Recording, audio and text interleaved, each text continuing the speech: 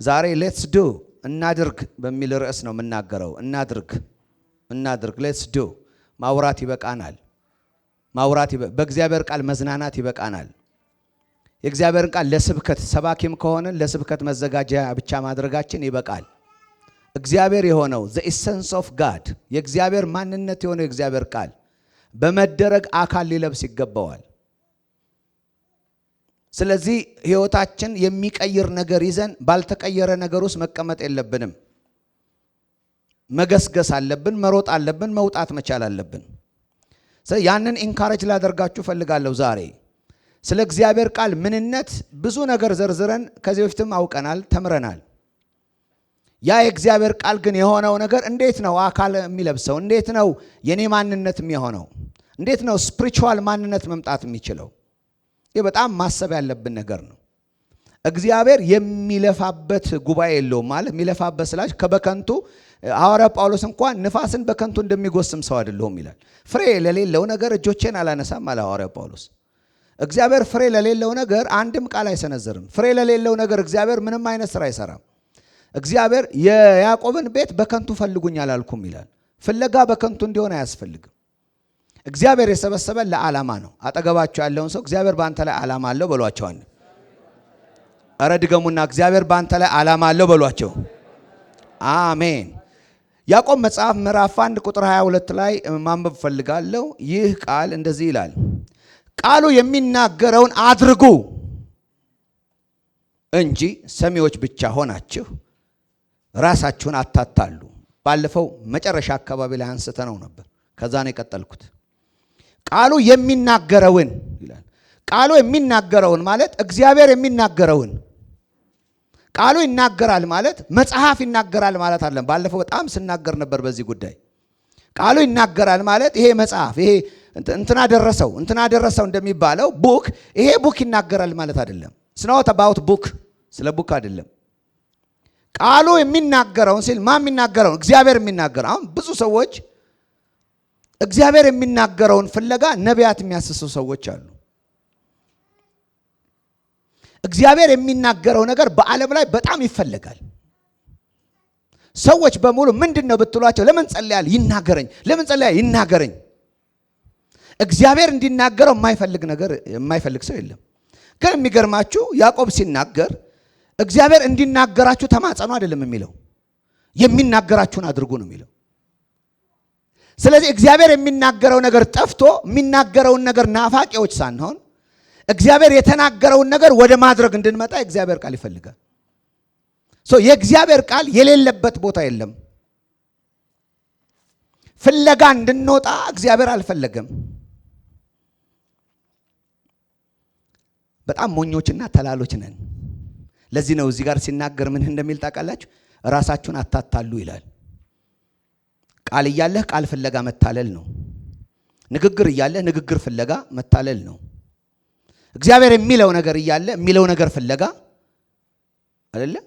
ስለ ትዳር ብትፈልግ እግዚአብሔር ተናግሯል። እንዴት መኖር እንዳለበት እግዚአብሔር ተናግሯል። ክርስትና ሕይወት ምን እንደሚመስል እግዚአብሔር ተናግሯል። እንዴት መኖር እንዳለ እግዚአብሔር ተናግሯል። መንፈሳዊነት ምን እንደሆነ እግዚአብሔር ተናግሯል። በዚህ ነገር እግዚአብሔር ተናገረኝ ብትለው ሌላ ንግግር አይመጣም። ለዚህ ነው ዕብራውያን ምዕራፍ 1 ላይ ሲናገር በብዙ አይነት መንገድ ለአባቶቻችን ተናግሮ ሁሉን ወራሽ ባደረገው በመጨረሻ በልጁ ተናገረን ይላል። ሌላ ንግግር ላይኖር የመጨረሻ ንግግር በክርስቶስ መጥቷል። አሜን። ክርስቶስ ደግሞ የእግዚአብሔር ቃል ነው። አሜን። ስለዚህ ምንድነው የሚለው? ቃሉ የሚናገረውን ታውቃላችሁ? ምን እያለ ነው? ስትገልጨው ማለዳ ምን ይልሻል? ስትገልጠው ማታ ምን ይልሃል? ሰባኪው ሲናገር ስራው ቃሉ ምን ይልሃል? እግዚአብሔር በጸሎት ስፍራሽ ምን ይልሻል? ተሰብስባችሁ ስትጸልዩ ምን ይላችኋል? በየትኛውም በሄዳችሁበት ቦታ ላይ ሲነገር የሚነገረው የእግዚአብሔር ቃል በእናንተ ሕይወት ውስጥ ለውጥ እንዲያመጣ የሚነገር እንጂ ያለ ስራ የተቀመጠ አይደለም። ስለዚህ ምን አለ? ቃሉ የሚናገረውን አድርጉ እንጂ ሰሚዎች ብቻ አትሁኑ ካለ ቃሉ አለ። ቃሉን ግን ሰሚዎች እንጂ ያገኙት አድራጊዎች አላገኙትም። እጆቻችሁ እንደዚህ እስቲ በሉ አንዴ። እንድንጸልይ ነው። አይኖቻችሁን ጨፍኑና ከኔ ጋር ይሄን ጸሎት ትላላችሁ። አምላኬ ሆይ ቃልህ አልታጣም፣ ማን ያመጣልኛል ብዬ ከየትኛውም ስፍራ አልጠብቀውም። ቃልህ በልቤና በአፌ ሆኖ ቀርቦልኛል። እንዳደርገው ጸጋህን አብዛልኝ፣ በኢየሱስ ስም አሜን። What we miss is doing. ያጣነው እሱን ብቻ ነው፣ ሌላ ነገር አላጣንም። ስለዚህ እግዚአብሔር በቃሉ ላይ ማርቆስ 4 ከ26 እስከ 29 የሚናገረውን ደግሞ አነሳለሁ፣ ከዛ እያይዘዋለሁ። በሉቃስ 8፣ በማቴዎስ 13፣ በማርቆስ 4 ላይ ስለ እግዚአብሔር ቃል ምንነት በደንብ የተገለጠ እግዚአብሔር ቃል እንዳለ ታውቃላችሁ። 26 ላይ ግን እንዴት ቃሉ እንደሚሰራ የሚናገረውን ማሳየት ፈልጋለሁ። እንዲህ ይላል፣ ከዚያም እንዲህ አለ፣ የእግዚአብሔር መንግሥት ይህን ትመስላለች። ቁጥር 26 አንድ ሰው መሬት ላይ ዘር ይዘራል። ሰውየውም ሌሊት ይተኛል፣ ቀን ይነሳል። ነገር ግን እርሱ ሳያውቅ ያ ዘር በቅሎ ያድጋል። ምድርም ራሷን በመጀመሪያ ቡቃያውን፣ ቀጥሎ ዛላውን፣ ከዚያም በዛላው ላይ የጎመራ ፍሬ ታስገኛለች። ፍሬም እንደ በሰለም መከር በመድረሱ ሰውየው ወዲያውኑ ማጨዱን አንስቶ አጨዳ ይጀምራል። አጠገባችሁ ላለው ሰው ህይወት ፕሮሰስ ነው በሉት አንዴ። እድገት ሂደት ነው በሏቸው አንድ ጊዜ። ሂደት ነው። ምን አለ ሲናገር? ዘር የሚባለውን ህይወት ካሰብ ነው። ባለፈው ስናነሳ የእግዚአብሔር ቃል ምንድን ነው አለን? ዘር ነው ካለን የዘር ባህሪ ምንድን ነው? የዘር ባህሪ የአንድ ቀን መብቀል ሂደት አይደለም ያለው። የዘር ባህሪ እዚህ ጋር ሲናገር ይተከላል። ከዛስ በኋላ ገበሬው ዘርን ከዘራ በኋላ ዘሩ አጠገብ ቁጭ ብሎ ዘሩን አይጠብቀውም። ይተኛል፣ ይነሳል፣ ይበላል፣ ይጠጣል፣ ይወጣል፣ ይገባል፣ ማድረግ ያለበትን ያደርጋል። ግን ያ ዘር በራሱ ምን ያደርጋል? በመጀመሪያ ቡቃያ፣ ቀጥሎ ምን ዛላ፣ ከዚያም የጎመራ ፍሬ ምን ያደርጋል? ያመጣል። ያንን የሚያመጣው ስለ ጮኸን አጠገቡ አይደለም፣ ዘሩ ዘር ስለሆነ ነው። ግልጽ ነው። ምንም የምታደርጉት ኢፈርት ሳይኖር ከቃሉ ጋር ካላችሁ ዝምድና የተነሳ ቃል ውስጥ የተቀመጠው የትኛውም የእግዚአብሔር ኮንተንት በእናንተ ህይወት ውስጥ ምን ያደርጋል? ይገለጣል። ግልጽ ነው። ስለዚህ ሚራክል አይደለም። አጠገባችሁ ላለ ሰው ይሄን ንገሩልኝ። እድገት ተአምር አይደለም በሉልኝ አንዴ። እስቲ ድገሙና እድገት ተአምር አይደለም በሉልኝ አንዴ። አዎ ፈውስ ማለት አይደለም። ተአምራት የሥጋ ናቸው። መንፈሳዊ ህይወት ግን ተአምራት አይደለም። በተአምራት የሚበቅል ልጅ የለም። ለምሳሌ እዚህ ውስጥ ያለ የ3 ዓመት ልጅ ያለው ሰው የተቀባ እግዚአብሔር ሰው ጋር ወስዶ የ20 ዓመት ልጅ ነው ያደረገው። ትሞክራላችሁ? ልላካችሁ አንድ ማቀዋል የተቀባ ሰው ዩካንት አትችሉም። ለምንድን ነው የማትችሉት? ህይወት በራሱ አበቃቀል ቡቃያ ዛላ ምናምን እየተባለ የሚያድግበት ምን አደረገው? አስተዳደግ አለው። የማትጥሱት ነው። የእግዚአብሔርን ህይወት የእግዚአብሔርን ቃል ህይወት በእናንተ ህይወት ውስጥ ለማምጣት መጓዝ ያለባችሁ ጉዞዎች አሉ። ለዚህ ነው ቃሉን አድርጉ እንጂ የሚለው። ቃሉን አስቀምጠ 24 ሰዓት ጾም ጸሎት ብትይዝ አታድግም። በቃ ደፈርኳችሁ። ግልጽ ነው። ብዙ ሰው ጾም ጸሎት አለው፣ ከቃሉ ጋር ግን ዝምድና የለውም። ብዙ ሰው የእግዚአብሔርን ቃል አይመለከትም፣ ይሰለቸዋል። ፕሮግራም መካፈል እንደዚህ ምናምን መሄድ በቃ ደስ እንሄድ ነው ምንለው። እንቀመጥ አንልም፣ እንመልከት አንልም። አልፈትናችሁም። ስንቶቻችሁ ማለዳ ላይ ቃል ኖሯችሁ ትወጣላችሁ? በቀናችሁ ውስጥ ከእግዚአብሔር ቃል ጋር እንደምትገናኙበት መንገድ አላችሁ ወይ ብል የላችሁም። ዝምድናችን ከቲክቶክ ጋር ነው። ሰምታችኋል። በጣም በህይወታችን ላይ ለዚህ ነው እኮ ህይወታችን የቲክቶክ የሆነው። ይበቅላል። ወሬሻውን ቲክቶክ ነው የሚለው። አደራረጋችን ሁሉ ነገራችን ቲክቶክ ነው የሚለው። ይቀርጸናል። እዛ ላይ ያሉ ሐሳቦች ለብደው ፍቺ የበዛው ብዙ ሰው ፍቼ በዛው የሆነ ነገር መጥቷል ብሎ ያስባል። እንገስጽ በጌታ በምስራቅ ትዳር ላይ አትበሉ። በምስራቅ ላይ የተነሳ ትዳር የሚያጠቃ መንፈስ የለም።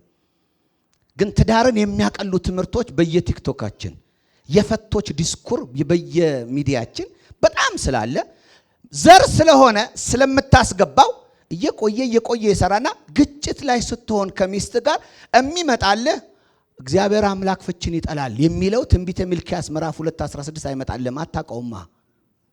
የምታውቀው ግን ቲክቶክ ላይ ያለ ዶክተር እንትናን ታውቃለህ። ስለዚህ የዛ ሰው ሐሳብ ሲመጣ እነሱስ ምን አርገው ምንድነው ብለን ሳናውቀው ወደዛ እንገባለን። ስለዚህ የኖርነው ህይወት ያስገባነውን እንጂ ሌላ ህይወት የለም። ሰው ላስገባው ህይወት መኖር ግድ ይለዋል። ምክንያቱም ዘርን ዘርተ እንዳይበቅል ማድረግ አትችልም። ሰው ዘር ከዘራ እንዳይበቅል የማድረግ አቅም የለውም። አትችሉም። ስለዚህ ህይወት እንደዚህ ከሆነ ኢንቴንሽናሊ አውቀን የማብቀል ስራ መስራት አለብን። ባለፈው ብለናል። ክብር ለእግዚአብሔር ይሁን። ምንድነው የህይወት ቶታሊቲ ወይም ደግሞ የዚያውን የእግዚአብሔር ቃል መምጣት ቶታሊቲው ምንድነው? ጥቅል ነገር እግዚአብሔር በእኛ ህይወት ውስጥ ማድረግ የሚፈልገው ወደ አንደኛ ጢሞቴዎስ ምዕራፍ 4 ቁጥር 8 ላይ ሄዳለሁ። አንደኛ ጢሞቴዎስ ምዕራፍ 4 ቁጥር 8 እንደዚህ ይላል፣ የአካል ብቃት ልምምድ ለጥቂት ነገር ይጠቅማልና። ስንቶች የአካል ብቃት እንቅስቃሴ ታደርጋላችሁ? ብዙዎች አይደል? አይጠቅምም አይልም መጽሐፍ ቅዱሳችንም ይጠቅማል ይላል። ጂም የማትሄዱ ሰዎች ባካችሁ ጂም ሂዱ። የሰማችሁ ነው። ይጠቅማል። አሁን አነበብኩ እኮ ምን ያደርጋል? ይጠቅማል ይላል። ግን ተመልከቱ፣ ስጋ ጥቅም ያለው ኤክሰርሳይስ እንዳለው ሁሉ ይቀጥልና ለእውነተኛ መንፈሳዊ ህይወት ራስን ማሰልጠን ግን ይላል። እስቲ እውነተኛ መንፈሳዊ ህይወት በሉ አንዴ። እሺ፣ እውነተኛ መንፈሳዊ ህይወት የሚመጣበትን መንገድ ሲናገር መሰልጠን ነው ይላል። ማሰልጠን ግን ለአሁንም ሆነ ለሚመጣው ህይወት ተስፋ ስላለው ለሁለቱም ይጠቅማል ይላል። እኔ ገርመኛል። ለሁለቱም ይጠቅማል ሲል ለካ መንፈሳዊ ህይወት ለስጋም ይጠቅማል።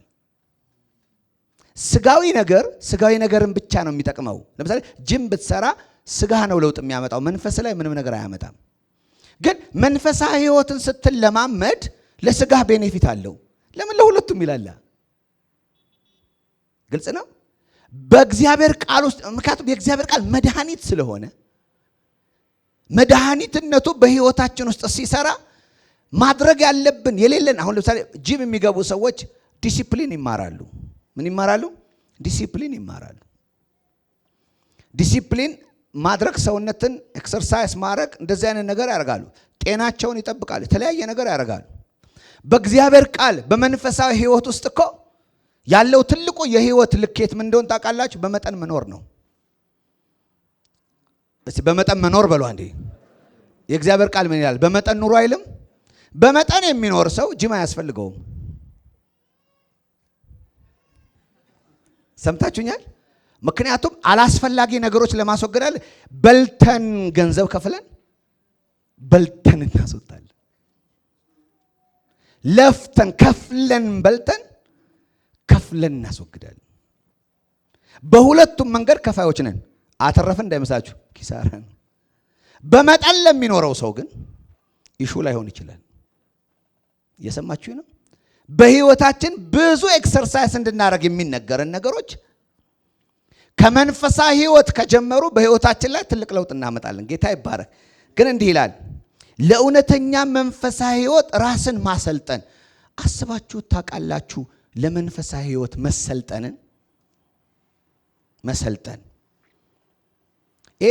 ለእውነተኛ መንፈሳዊነት የሚለው በእንግሊዝኛው ሲናገር ጋድሊነስ ይለዋል። ስሞል ጂ። ጋድሊነስ ማለት ኢሚቴሽን። ምን ማለት ነው? መምሰል። ሲተረጎም እግዚአብሔርን መምሰል። በሌላው የድሮ ትርጉም እግዚአብሔርን ለመምሰል ራስን አስለምድ ነው የሚለው። እዚህ ጋራ ለእውነተኛ መንፈሳዊ ህይወት ይለዋል። በእንግሊዝኛ ጋድሊነስ ይለዋል። ምን ማለት ነው? እውነተኛ መንፈሳዊነት ማለት እግዚአብሔርን የሚመስል ህይወት ማለት ነው። ስለዚህ እግዚአብሔርን ለመምሰል ምን አርግ ነው የሚለው? ራስን አስለምድ። አሃ እግዚአብሔርን ለካ መምሰል የኔ ድርሻ ነው፣ ለኔ የተሰጠኝ ነው፣ የኔ የቤት ስራ ነው፣ እኔ ላደርገው የተገባኝ ነው፣ ለኔ የተሰጠኝ ነው። ወደ ሌላ ወስጄ በተቀባ ሰው እጅ ውስጥ አላስገባውም። በቤተ ክርስቲያን መሪዎች እጅ አላስገባውም።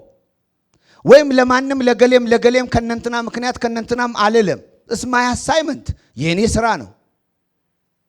ምክንያቱም እግዚአብሔር ቃሉን ስለሰጠኝ፣ ቃሉ ከተሰጠኝ በኋላ ቃሉ ማለት እግዚአብሔርን መምሰል ቃሉ ስላለ እግዚአብሔርን መምሰል እንድለማመድ የእግዚአብሔር ቃል ይነግረኛል። ስለዚህ ባልሆን በራሴ ብሆን በራሴ። እግዚአብሔር በኢየሱስ ማስተዋል ይስጠን። አሜን። እስቲ ከኔ ጋራ እግዚአብሔር ሆይ ማስተዋል ስጠኝ በሉ አንዴ። ድገሙና እግዚአብሔር ሆይ ማስተዋል ስጠኝ በሉ አንዴ። you see spiritual life መንፈሳዊ ህይወት ዋናው ኦፕሬተሩ እኛ ነን። you have to think ማሰብ መቻል አለብን። እነዚህ ነገሮች እንዴት ነው የሚከናወኑት? በሁለት ካታጎሪ ሁለት ነገር ብቻ አስቀምጣለሁ። አንደኛው የምንመለከተው ነገር ምንድነው? ያዕቆብ 2:20 ላይ የእግዚአብሔር ቃል ሲናገር እንደዚህ ይላል። ያዕቆብ መጽሐፍ ምዕራፍ 2 ቁጥር 20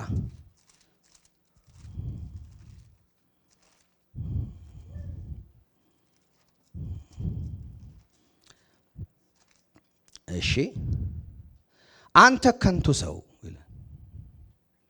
አንተ ምን ሰው?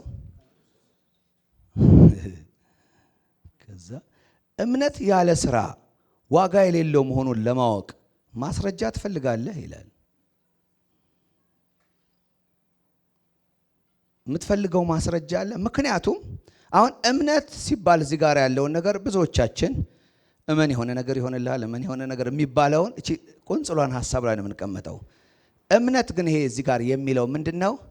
ብሊፍ ነው ወይም ደግሞ ሪሊጅን፣ ሃይማኖቴ፣ እምነቴን ጠብቄ ያለው መንፈሳዊ ህይወቴ የኔ የምንለውን ማለቱ ነው። ግልጽ ነው። ስለዚህ እቺ የሆነ ነገር ጸልዬ ያረጋለሁ የምንለውን እምነት ብለን የምንለውን ሳይሆን እዚህ ጋር የሚናገረው the total life ነው። አንድ ሰው እምነት አለኝ ሲል እምነት ምንድነው? እኔ በክርስቶስ ኢየሱስ የማምን እንደዚህ ነኝ ብሎ ቶታሉን ነው የሚናገረው። ስለዚህ አንተ የክርስቶስ ተከታይ ከሆንክ እንደማለት ነው። አንተ እምነት አለ? አዎ ሲል እምነት ስለምን? ተራራውን ስለማሮጥበት አይደለም፣ ስለማምነው እምነት። ስለዚህ ክርስትና ማለት ነው። አንተ ሰው ክርስትና አለኝ ትላለህ እንደማለት ነው። እምነት አለኝ ትላለህ፣ በዚህ በኢየሱስ ታምናለህ፣ እሱ የተናገረውን ታምናለህ፣ እሱ ያስተማረውን ታምናለህ። ይሄ ቃል ያንተ መመሪያ ነው። የእግዚአብሔር ቃል ወደ አንተ ደርሷል። እውነት ይሄ ያንተ ነው? እንዲህ ነው መጠየቅ ያለብን። ነው ወይ ነው? ከዛ እንደዛ ይልና ያለ ስራ ግን ይላል ምንድነው ይላል? ከንቱ ነው ይላል። ምን ማለት ነው? እምነትህ የእምነቱን ኮንቴንት ፕሮዲዩስ ካላረገ እምነት ባዶ ነው። ለምሳሌ ክርስቲያን ነኝ ብለህ ክርስትና ከሌለብህ ምን ይጠቅምሃል? ክርስቲያን ነህ፣ እሺ ሰማን፣ ግን ስናይህ ክርስቲያን አይደለህም። ግልጽ ነው። እምነት አለኝ ትላለህ፣ ግን ስናይህ እምነት ከሌላቸው ሰዎች የተለየ ነገር የለህም። አንተን አይተን እምነት የለውም ማለት ነው የሚቀለን አለው ከምንል። ግልጽ ነው። ስለዚህ አንተ ከንቱ ሰው ነህ ብሎ ሲጀምር አስተሳሰብ ልክ አይደለም እያለ። ምክንያቱም በዚያን ጊዜ የሚገርማችሁ ያዕቆብ ላይ ይሄንን ሲጽፍ ባክግራውንዱ ምን መሰላችሁ? አንዳንድ ሐሰተኛ አስተማሪዎች ገብተው ነበርና ኤፌሶንንም ስናጠና ቆላሲያስንም ስናጠና እዚህ ምናጠና ሐሙስ ትዝ ይላቸዋል። ብዙ ጊዜ ሄሬሲ አስተማሪዎች ይገባሉ። ሄሬሲ አስተማሪዎች ስጋዊ ነገር ላይ ብቻ ፎከስ የሚያደርጉ ስለሆነ ብዙ ሰዎች ስፒሪቹዋል አይሆኑምና በዚያ ውስጥ ገብተው እነዛ ተኩላዎች በሚሰጧቸው የኖስቲሲዝም ትምህርት ወይም ደግሞ ይሄ በእውቀት መዳን ስለሚባለው ትምህርት ሲሰጧቸው እግዚአብሔርን ማወቅ የሚል ብዙ ወሬ ያወራሉ እና እዛ እግዚአብሔርን ማወቅ በሚለው ውስጥ እየኖሩ ግን ስትመለከቷቸው ዝሙት አድራጊዎች ናቸው። የስጋቸውን ልቀት መግታት አይችሉም። እግዚአብሔርን የሚጠሩበት የእግዚአብሔር ሕይወት የላቸውም። ስለዚህ እነዚያ ሰዎች የሚያራምዷቸው እምነቶች ቸርች ውስጥ ስለገባ ዝም ብሎ እምነት እየተባለ እየተጠራ ጥቅል ሐሳቡ እንደዚህ ተቀምጧል። መሐከል ላይ ግን ሲለይ ውጤት የማያመጡ ሰዎች መሐከል ላይ ያሉ። ውጤት የማያመጡት ሰዎች የሚነገረውን ይበሉት እንጂ በዚያ ነገር የሚመጣውን ውጤት አይፈልጉትም። እናንተ የምትፈልጉት ከሆነ ከሌሎቹ እንድትለዩ ፈልጋለሁ። አንተ እምነት አለኝ ወይ ሲል ምን ማለቱ ነው? እውነተኛ ክርስቲያን ነህ ብሎ እንደመጠየቅ ነው። ትለያለህ ከነሱ። Do you believe in Christ? በክርስቶስ ታምናለህ? በሞቱና በትንሣኤው ታምናለህ? ይሄ እውነተኛ መንፈሳዊ ሕይወት የሚባለውን ታምናለህ? የእግዚአብሔርን ሕይወት ታምንበታለህ? ፍቅርን ታምንበታለህ? ይታገሳል አይደለ? አይቆጣም፣ አይበሳጭም፣ የራሱን አይፈልግም የሚባለውን ነገር do you believe in it? ታምንበታለህ? ከዚያ እዛ ጋር ያቆም የሚለው እንግዲያውስ ብታምኑ ኖሮ ይሄ እዚህ ጋር አይመጣም ነበር። ስለዚህ መምጣት አለባችሁ።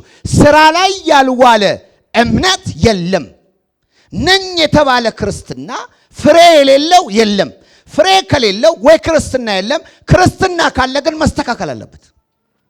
የሰማኝ ሰው አሜን። ዝም ብላችኋል፣ እኔም ዝም ብዬ ሰብካለሁ።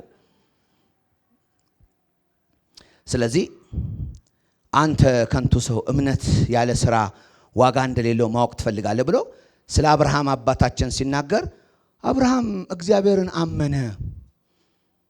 አምናለሁ እያለ አይደለም ያጨበጨበው። መሰዊያው ላይ ሊያስቀምጥ ልጁን ይዞ ሄዷል። አብርሃም ምን ነበረው? ስራ ነበረው። ምን ነበረው? ስራ ነበረው። አብርሃም አማኝ መሆኑን የምታውቀው ሲሰራ ነው። ካልሰራ አብርሃም አማኝ መሆኑን አታውቅም። ስለዚህ ያለው ነገር ህይወት ያለው መሆኑ የሚታወቀው አብርሃም ሲንቀሳቀስ ነው፣ የሚያደርገው ነገር ሲኖር ነው። ወገኖቼ ዛሬ እምነታችን እኮ የተላገጠበት ስለ ኢየሱስ ስለማንናገር አይደለም። የሰማችሁ ነው? we lack the doing ምናረጋቸው ነገሮች ስለሌሉ ነው። እና ከምናረጋው ነገር አንፃር ሰዎች የኛን ነገር መመዘን ያቅታቸዋል። ስለዚህ አብርሃምን አመጣውና ተመልከት፣ አንተ ዝም ብለህ እምነት ምናምን ትላለህ። አብርሃምን እስቲ ይኸው እንዴ ትክክል እኮ የነበረው በማመን ብቻ አይደለም፣ በማድረግም ትክክል ነው። በእምነት ብቻ አይደለም ትክክል የሆነው፣ በእግዚአብሔር በማመን ብቻ አይደለም። የእምነት ትክክለኛነት የተገለጠው በማድረግ ውስጥ ነው። አንድ ሰው እኮ ትክክለኛ ካመነ እንዴ ወደዚህ የመጣችሁት እኮ አምናችሁ ነው አይደል? ጠዋት ምን ብላችኋል? ዛሬ ቸርች ሄዳለሁ ብላችሁ ነው አይደል የመጣችሁት? እንቅስቃሴያችሁን የወለደው አልጋችሁ ላይ ሳላችሁ እዚህ ለመምጣት አምናችሁ ስለሆነ ነው። አለበለዚያ እዚህ ትገኛላችሁ? አትገኙም። ለማድረግ ያሰባችሁትና ለማድረግ ያመናችሁበት ነገር እንቅስቃሴ ይወልዳል። በተአምር የማይወልድ እንቅስቃሴ የለም። ለዚህ ነው የእግዚአብሔር ቃል ልትፈትሹት የሚገባ። አሁን ምን ያክል አውቄያለሁ ስትል ምን ያህል ጥቅስ ጠቅሻለሁ እንዳትሉ፣ ምን ያክል አድርጌዋለሁ። ስለ ፍቅር አሁን ፍቅር ማለት መዓት ጊዜ ተምረን ይሆናል። ፍቅርን ታውቂያለሽ ወይ? ፍቅርን ታውቃለህ ወይ? ፍቅርን አውቃለሁ ወይ? ፍቅርን እናውቀዋለን ወይ ስንል ማወቃችን የሚታወቀው በማን ነው? በማድረጋችን ነው። ካላደረግነው አላወቅነውም። ታዲያ ምንድን ነው ያለን? ኢንፎርሜሽን ነው ያለን። ግልጽ ነው። ስለዚህ ዘገባ ማከማቸት ህይወትን አይፈጥርም። ማመን ነው ህይወት የሚፈጥረው። ብዙዎቻችን የተጠራቀመ ትምህርት ነው ያለን እንጂ የመኖሪያ ቃል የለንም። እግዚአብሔር በጌታ በኢየሱስም ፈውስ ያርግልን። አሜን።